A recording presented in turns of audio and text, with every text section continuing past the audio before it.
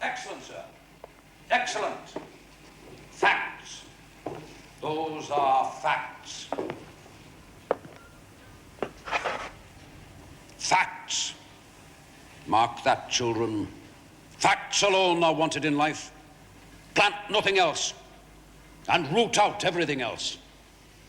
The minds of reasoning animals, and that is what you are and what I am, and that is a fact, can be properly formed only by fact.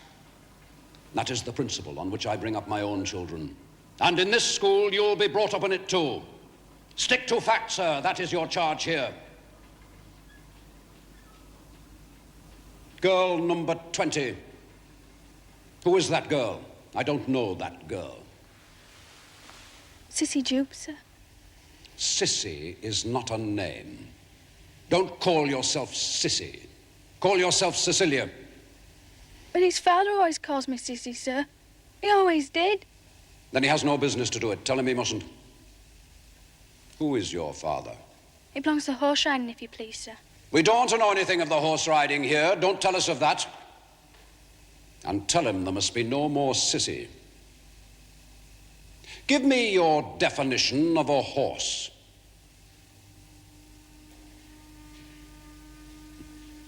Girl number 20, unable to define a horse. Girl number 20, possessed of no facts in reference to one of the commonest of animals. Some boy's definition of a horse. Yours. Quadruped, graminivorous. 40 teeth, namely 24 grinders, 4 eye teeth and 12 incisors. Sheds coat in spring, and in marshy countries sheds hooves too. Hooves hard and requiring to be shod with iron. A horse, sir.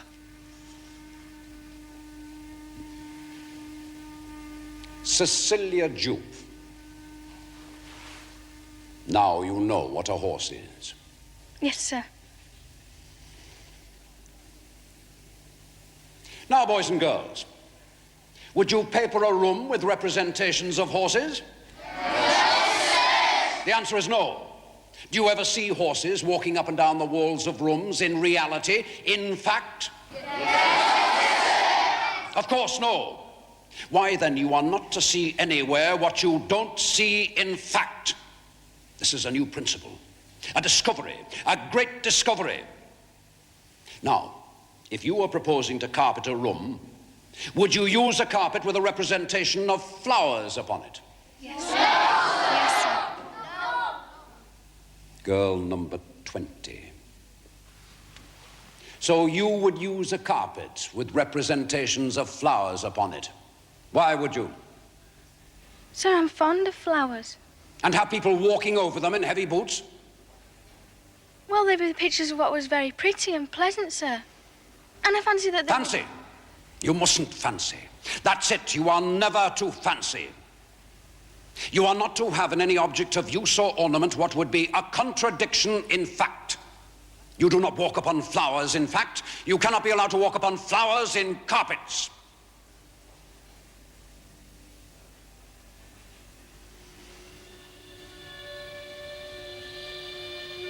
Mr. McChalkenchild. Africa. Name the countries of Central Africa. The countries of Central Africa are Bambara, Timbuktu, Yore, Busa, Bogu, Nif, Yagla, Funda, Kirin, and Igbo. Our aim is to amaze you and to delight you. Come and see the magnificent Mangini as he walks the tightrope at the risk of life and limb high above your head. See the astonishing feats of Senior Changa as he combines the twin gifts of strength and equilibrium to poise one-handed upon the neck of a wine bottle.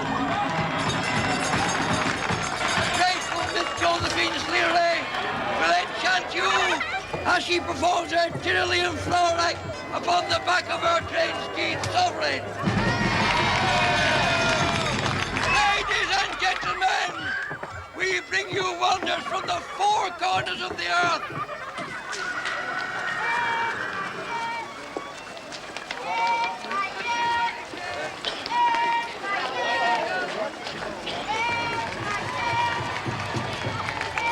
King Tego, a fire eater from the forests of Africa.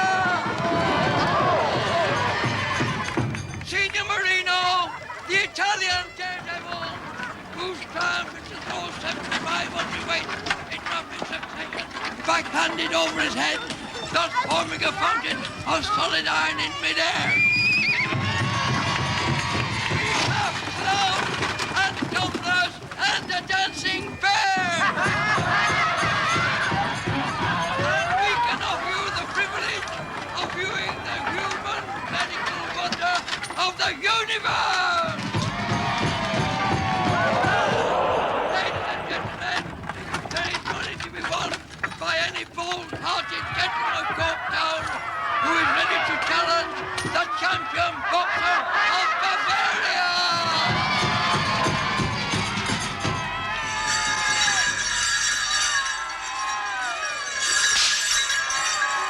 Louisa!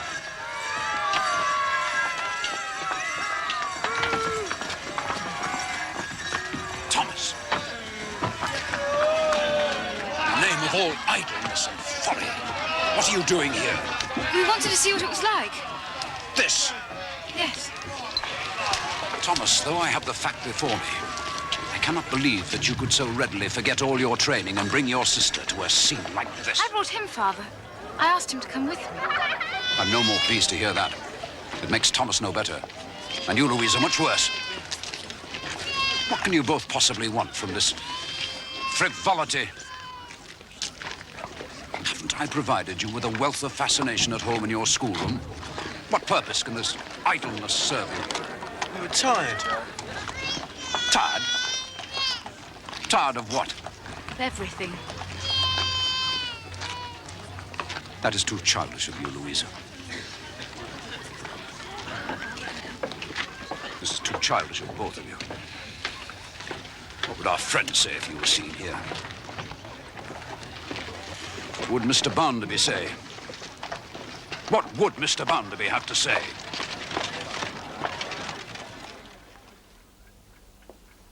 It's wise for a man in his prime to stop and look where he stands from time to time, Mrs. Gradgrind. Especially a bachelor.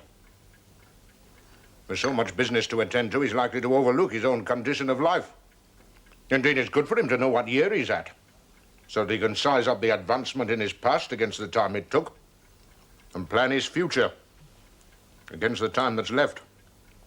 And I'm not frightened to put myself on the weighing scales. Weigh me against the opportunity my birth gave me, and then you'll see the tonnage of me.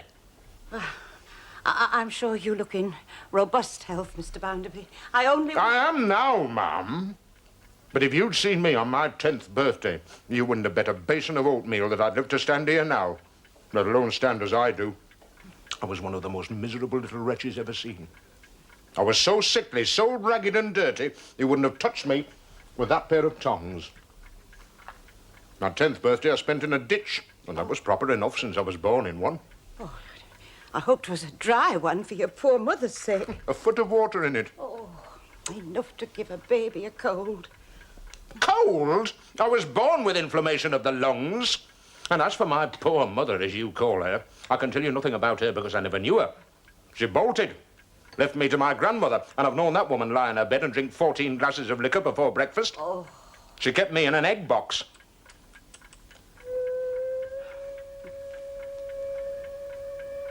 You'd like to know how I pulled through it?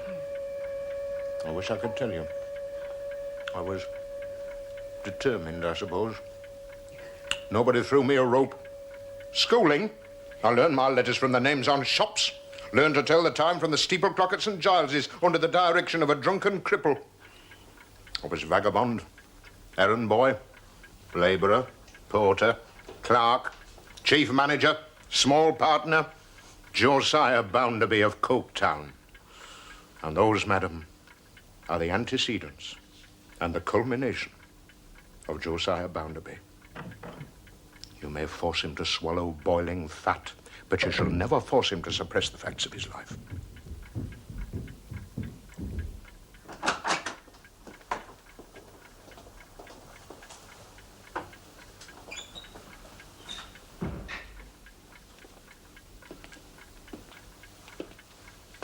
Now then, Gradgrind, two young faces in the dumps. What's this? Father caught us at the circus. An amusement for the illiterate. Circus? Oh, it's enough to make one regret having had a family at all. I have a great mind to say I wish I hadn't. Then what would you have done, I should like to know? And why aren't you studying? You've got shells and minerals and things instead of circuses. We've never seen a circus.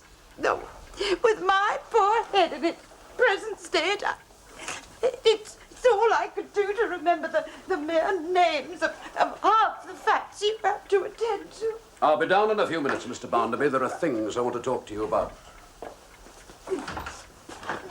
Go to your study.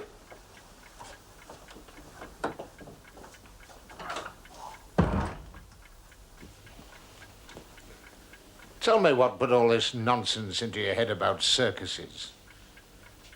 You could have asked me about these strollers. I've seen their kind many times on my travels. How'd you come to learn about them, Louisa? A girl came to the house yesterday morning. She said she was from the horse riding and she wanted to go to Father's school. She said she tries to go to school, if there is one, whatever town her people are in. Mother called me to speak to the girl because she had such a timid little voice. Mother couldn't properly hear what she was saying. I must go.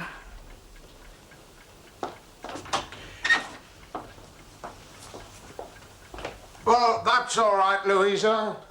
The child made you inquisitive, I can see that. You've vexed your father, that's plain. But I can set this right for you. The spirit of inquiry, your father shall understand that. Now then, Louisa. That's worth a kiss, isn't it?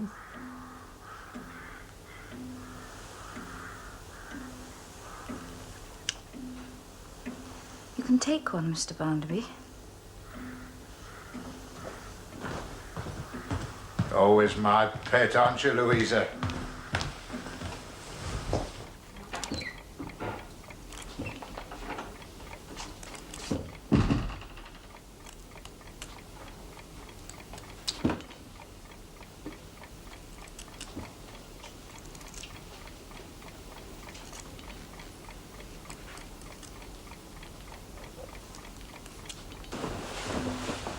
Ah, Mr. Bounderby. All right, Gradgrind, I've a full answer for you, and you and I are going for a walk.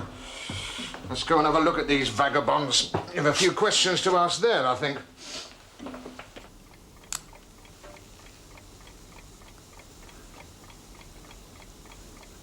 You'll rub a hole in your face, Lou. You could cut the piece out with your penknife if you like, Tom. I wouldn't cry. That girl will have the whole school at the horse riding within a week. You'd best turn her to the right about. But she did ask to go to my school. That's admirable in her. You see more good in the world than I do, Gradgrind. I know these sort of people. I've shared gutters and garrets with them. There's much the same spirit in half my hands. They won't buckle down.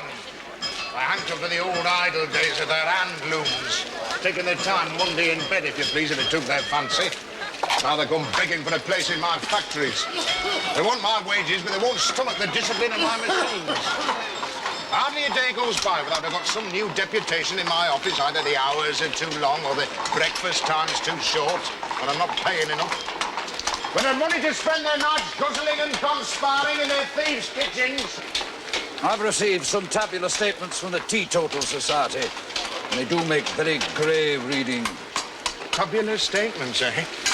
I've seen more drunkenness than all your tabular statements will show you. I see the hands, and the hands drink. And all your teetotal societies and your Bible Christians and Unitarians and Connection Methodists and Congregationalists and Sandymanian Baptists and all your other denominations, they won't stop the hands drinking, and that's about it. What a bad lot. They want a life of venison and turtle soup with a gold spoon. And I'll tell you this about your denominations, Grand. There's too much singing and ranting in every one of them. That's not what we want from religion. That's your circus and your day off again. I'm assured they preach industriousness. It shouldn't need to be argued for. That is a fact. If it's argued for today, it can be argued against tomorrow. They're just common working men, half these preachers. It's your wondering and your ifing and butting, Gradgrind. We don't want that from the hands. True. No wondering.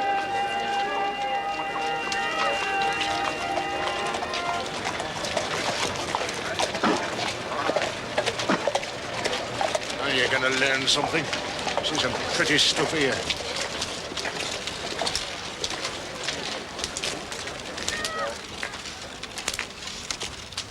Mr. Jupe!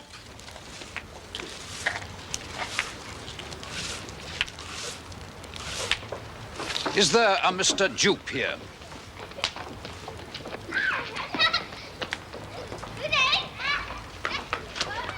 Oh, Mrs. Jupe, then. Jupe? Nante. I'd like to know the whereabouts of a Mr. Jupe. I haven't a great deal of time to wait. Come along. You see, my friend, we are the kind of people who know the value of time, and you are the kind of people who don't know the value of time. If you want to cheek us, you pay your hockey at the gate. This isn't obtrusive, lad. Oh, we'd have had a young gentleman to meet you if we'd known you was coming.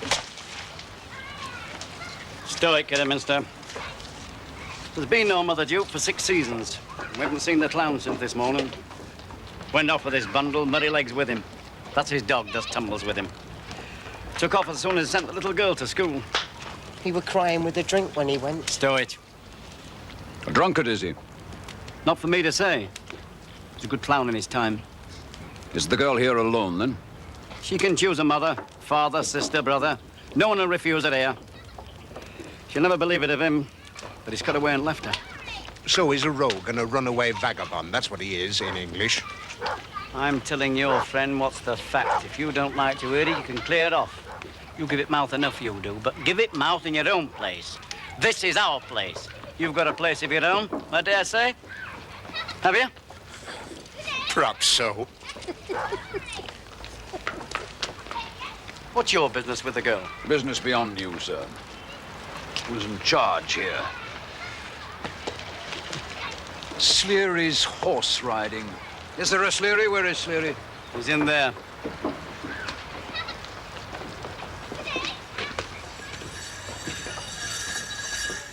You'll be ready for the spring? Here's a new clown and a dog, Mr. Sleary. Stop it.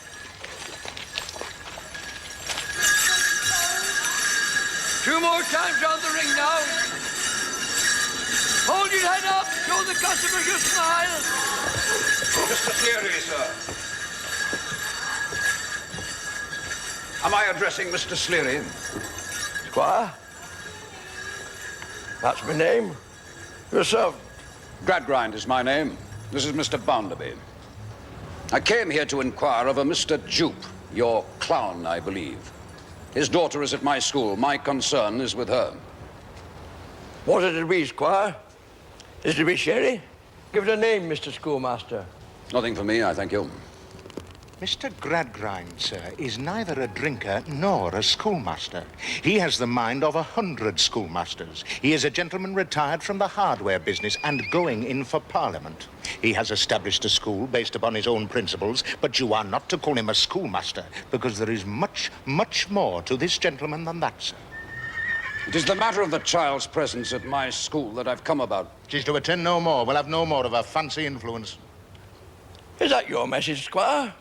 It sounds hasty. It is hasty. Now, forgive me, Bounderby. I made no decision like that. Mr. Sleary, I feel some involvement with this child. It seems her father sent her to my house and to my school as a preparation for his own desertion. By the look and sound of things, it is desertion, isn't it? His dog with him and his effects. I wish he hadn't taken his dog. It's an inconvenience to have a dog out of the bills. And yet Many-Legs would never perform without his master, so it's just as broad as it's long. Is it your intention to do something for the poor girl, Squire? Carefully, Gradgrind. I have something to propose to her. I'm very glad to hear it. Not that I want to be rid of her any more than I want to stand in her way. Excuse my voice, Squire. This little husky to them as is not used to it. But if you've been chilled and heated, heated and chilled, chilled and heated in the ring as often as I have, your voice wouldn't have lasted no more than mine. Fine stuff, this, for a man that's raised himself. Shall we have the girl here, Squire? My mind is clear. I see a duty to this child. Not one I asked for, but it's here all the same. The child's distressed. It's an infernal shame upon my soul it is. Where is he? Hasn't he come back yet? He will, I know he will. He sent me for the 9 Isles. There's no sign of him yet, Sissy. No news yet. What's the use of this yet, sir? Tell the girl straight. Let me tell her, since I was run away from before I could talk, let alone being her age. Child, the fact of it is that your father has absconded, and you mustn't expect to see him again as long as you live. I tell you what, Squire. I suggest you speak plain and short now. And don't give your friend there the time to say any more of that kind. They're very good-natured people, my people are, but they're accustomed to be very quick in the movements. And one more ounce of that out of him, and damned if I don't believe they'll pitch you both in the canal. I'll be practical.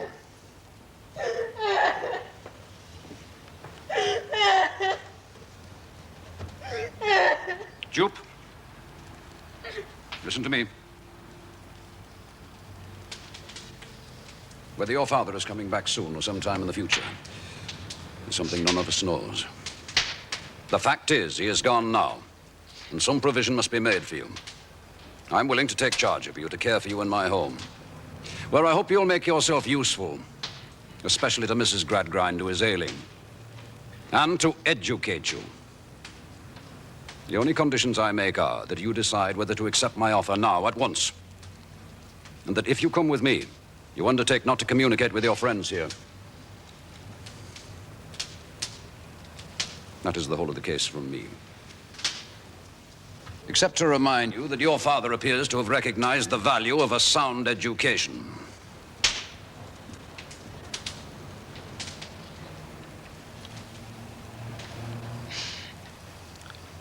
On the other side of the banner, my dear, is this offer from me. You can be apprenticed here, and you know the work. My wife will be a mother to you, and Josephine a sister. I don't pretend to be of the angel breed, and I don't say that I shan't swear an oath or two at you. But I never did a horse or a rider an injury yet, and I don't suppose I shall change my nature at my time of life.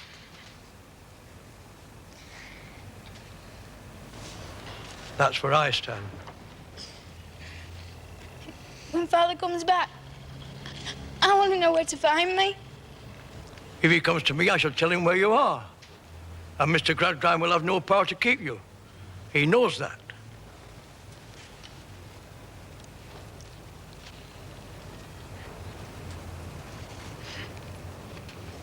So be it, my dear. My last words to you is this. Stick to the terms of the arrangement. Be obedient to the squire and forget us. But if, when you are grown up and are married and are well off, you come across any of the horse riding ever, don't be hard on it. Don't be cross with it. People must be amused, Squire. They can't always be working nor learning. Make the best of us, not the worst, Squire. Collect your things, Cecilia. I brought the bottle for Father. It's the 9 oils to rub him with. The 9 oils for hurts in the ring. My people bruise themselves often badly. Let me keep it for your father. He'll want it when he comes back, Sissy.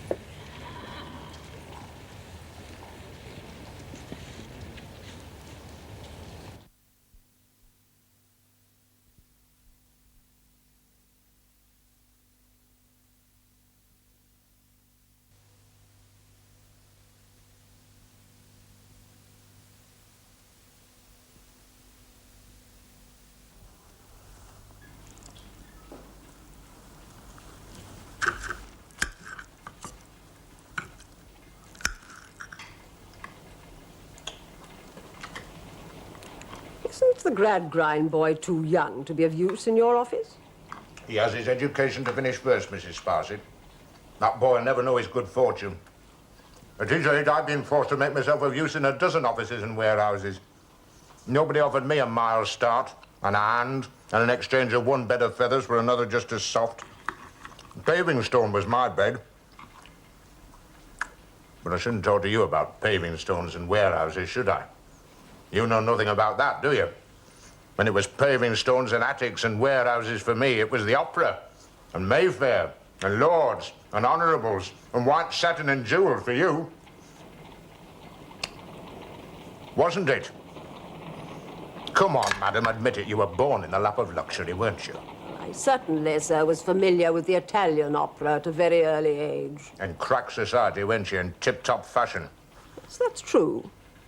My own family are Scadgers, but my late husband was a Powler on his mother's side. Had he possessed a fraction of your business acumen, I should not now be managing your household for you. I trust you're satisfied, sir. Coming from the scum of the earth as I do, madam, I am privileged to have your delicate services here. And I hope I've learned to accommodate myself to life's changes. You seem unusually slow, sir, with your breakfast this morning. Is there something unpalatable? I can't get this whim of Gradgrind's out of my head.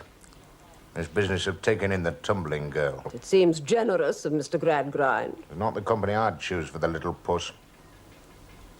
By little puss, are you referring to young Miss Gradgrind? I ask because there are 2 little girls in question. I'm speaking of Louisa, madam.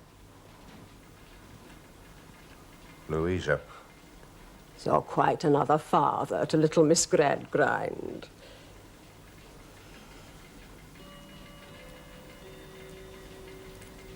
Give an example.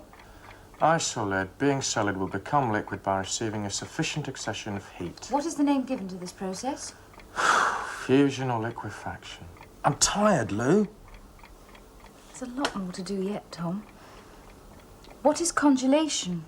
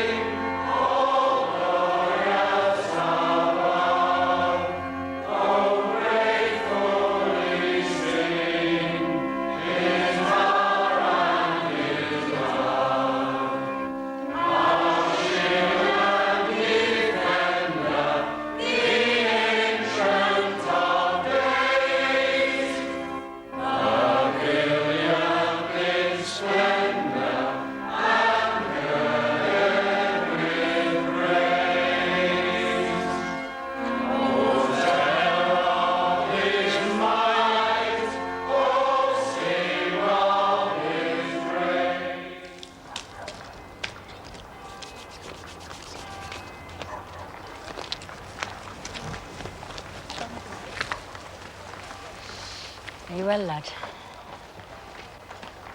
I missed you going home from work. Did you leave early?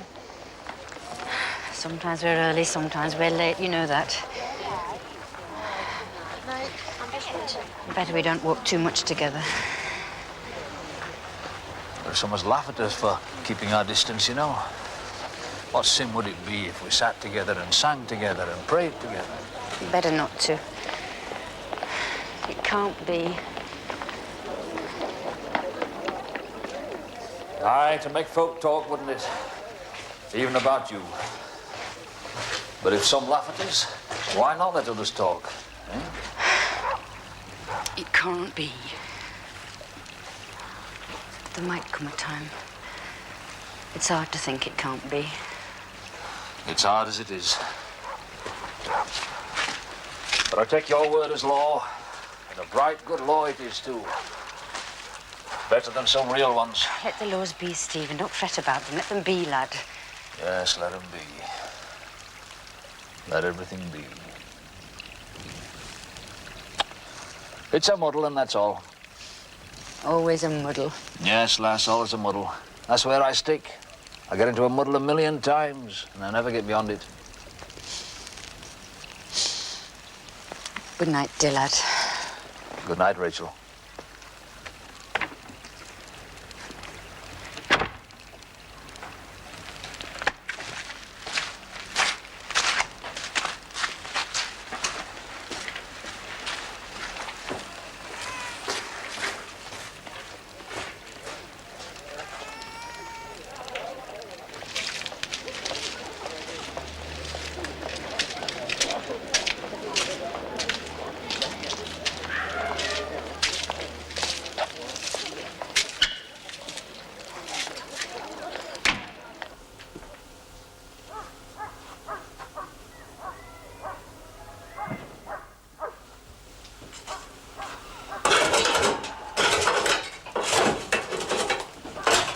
Mercy. Woman. Back! Yes, again! And again and again!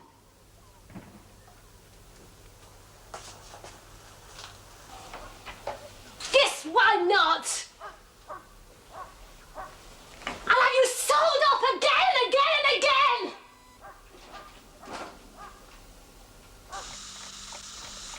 Homogeneous solids dilate equally throughout their volume. Thomas, explain combustion.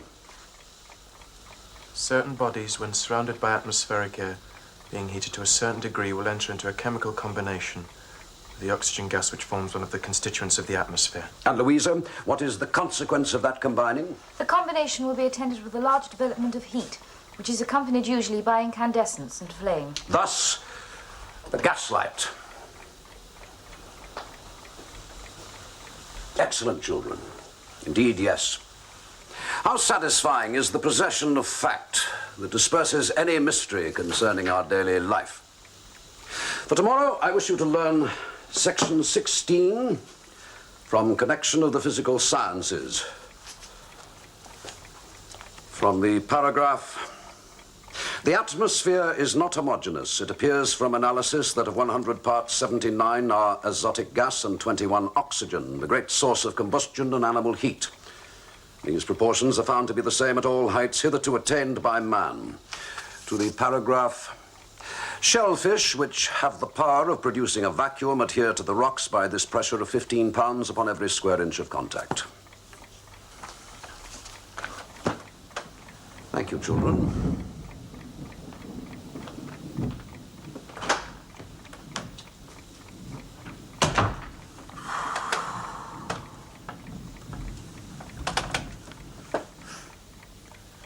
Do you know what I wish, Lou?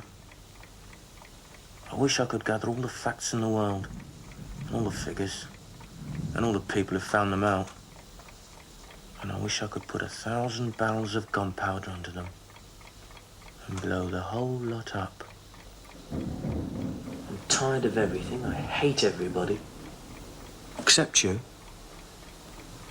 Wish I knew how to talk to you to lighten your mind. When I go to live with Bounderby, things will change. Mr. Bounderby thinks just as father thinks. I know how to manage old Bounderby, though. How? Through you. You're his little pet. He'll do anything for you.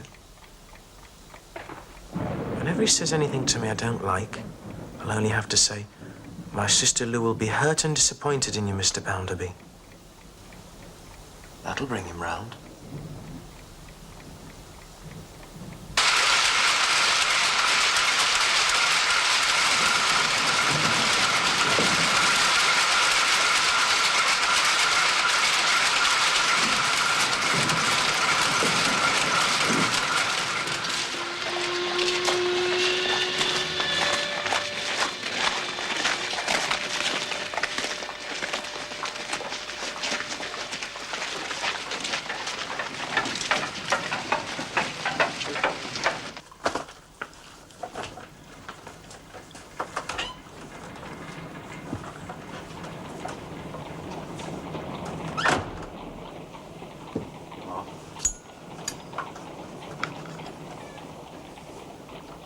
Fire away, Blackpool. Oh, there's just one thing, though.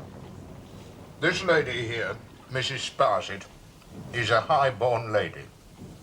You are not to suppose that because she keeps my house for me, that she has not been very high up the tree, at the top of the tree.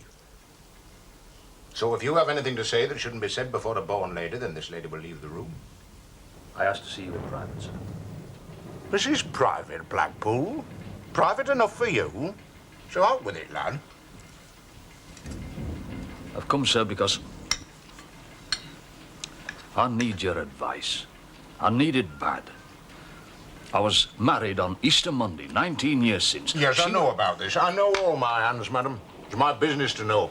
I know the ones who expect to be set up in a coach and six and to be fed on turtle soup and venison with a gold spoon. You hear me out, sir? I know about you and your wife. She took to drink, gave up working, sold the furniture, pawned the clothes, and generally played old gooseberry, right? I was patient with her. Well, you made a mistake. But I know about this. What do you want with me? She went from bad to worse and then worse still. I tried and tried with her. I'd come home and find everything I had in this world vanish not once but 20 times. She'd leave me, but she'd come back and back. I'd walk the streets all night sooner than go home. I've come near to drowning myself off bridge. Yes. I've paid her to keep away from me. For 5 years I've paid her and she stayed away. But last night, she came back. Was it an unequal marriage in terms of years? I was 21, she was nearly 20. I only ask because often unequal ages are the cause of unsatisfactory marriages. Go on, Blackpool. What's next? Come to ask you, sir, how I'm to be rid of this woman. We took her for better or worse, man. You can't be rid of her. Well, it must be. I've read in papers that great folk are not bonded together as fast as we. They can live asunder and marry again. I want to be free of this woman, and I want to know how. Free of her? Sir, if I do her any hurt, there's a law to punish me, isn't there? There is. If I desert her, there's a law to punish me. Of course. If I marry another, there's a law to punish me. Of course again. If I live with her without marrying her, there's a law to punish every innocent child we have. Yes. Well, then, in God's name, show me a law to help me.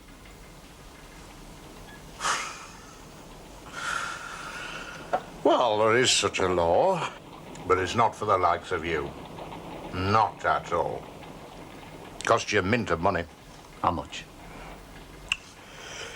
Well, you'd have to go to lawyers in chambers, and then you'd have to go to a court of common law, and then you'd have to go to the House of Lords and get an Act of Parliament to enable you to marry again. Might cost you, I suppose, anything between £1,000, £1,500. Could cost you twice that. There's no other way? Certainly not.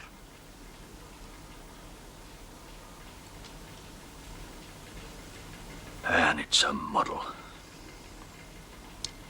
Sooner I'm dead, the better for me. Don't you call the laws and institutions of your country a muddle, my lad, or you'll find yourself in a real muddle one of these fine mornings. Don't talk about things you don't understand. The only thing you've got to do is to buckle down to your work. What have you got to do with the law? Nothing. You just mind you. I tell you what, Blackpool. I always thought you were one of the steady hands, but from what you've just been saying, it looks to me as if you're taking the wrong road. Are you shocked, madam? You see, you've offended this lady with your unhallowed views. I see traces of the turtle soup and venison and gold spoon about you. Yes, I do. By the Lord Harry, I do. Thank you, sir. Good day, sir.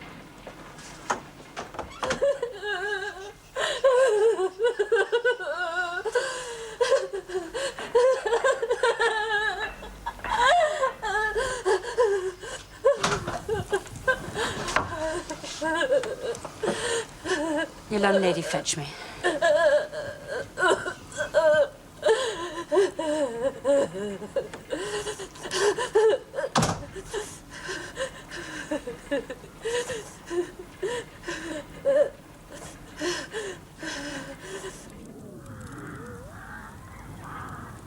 very bad, Miss Louise. I get everything wrong, and now I do. There are lots of mistakes. You seem to go by the sound of words, not by their letters. You mean national prosperity, I think, not natural. I expect so. But you're going to withdraw from the school at the end of the month. You won't have to worry about such matters soon. Mr. Gradgrind says I've disappointed him, Miss Louise. He says I'm extremely deficient. In your facts? Yes, in my facts, Miss Louise. My mother will be pleased. You'll be able to give her all your attention in the house. She likes having you about her. I think so, miss. Did your father know so much that he wishes you to be well taught, too? But Mr. Gradgrind said I must never talk about it. No one hears us.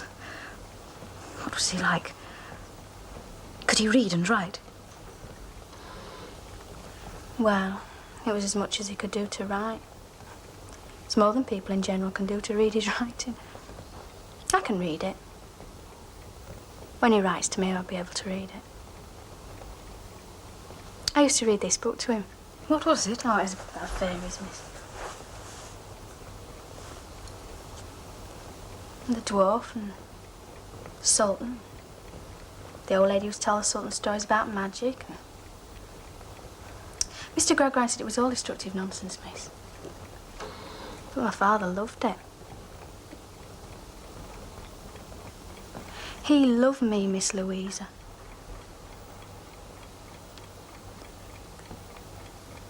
Could your mother read? Don't know. She died when I was very small. She was a dancer. Why did your father leave you if he loved you, as you say he did? Only for my good. I understand why he did it. You see, he knew that I'd never leave him. To get schooling, I better myself. And he had to travel about country all the time, making people laugh. Only sometimes they wouldn't laugh. Lately, they hardly ever laughed. And that made Father sad. When he was alone with me, he used to be all shrunk up. He was scared and trembling. Kept saying he was a helpless, ignorant man. Tell me how your father left you. Now I've asked so much. You tell me the end of the story. Well, the night before, when he got back from Boo, he sat a long time, rocking in front of the fire. And he wouldn't speak, although I kept asking him if he'd hurt himself. They all do sometimes. I could see he was crying. Yet the more I asked him, the more he hid his face. Then he shook all over. He took me in his arms and he said, "My darling, my love." That was all. My darling, my love. My darling, my love. Yes, miss. Over and over. My darling, my love.